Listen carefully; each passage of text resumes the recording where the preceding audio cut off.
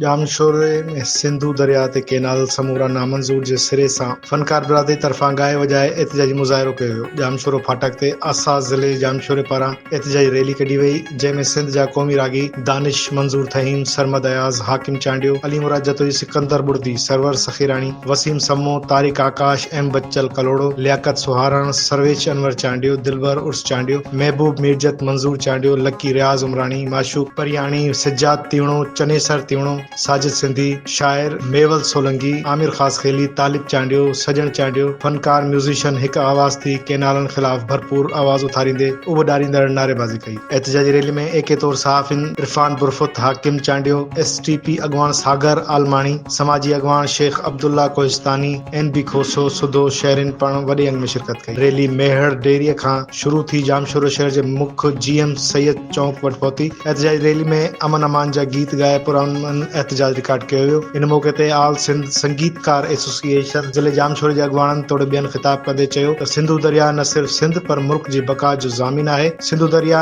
जो पाणी ज़िंदगी लाइ इंतहाई ज़रूरी आहे। सिंधु दरिया जी बका लाइ सॼी सिंधी क़ौम हिकु आहे। सिंधु दरिया ते वधीक केनाल ठहण तोड़े पाणी ते धाड़ो हणण न ॾींदासीं। हिननि मुतालबो कयो त सिंधु दरिया ते नवां केनाल ठाहिण, सिंधु जूं ज़मीनूं धारियनि खे ॾियण जो सिंध दुश्मन मंसूबो फौरी तौर ते वापसि वरितो वञे। ॿी सूरत में एहतिजाज जो दाइरो वधायो वेंदो। Sendiri de ser quiero la nido, salgo quiero maya, salgo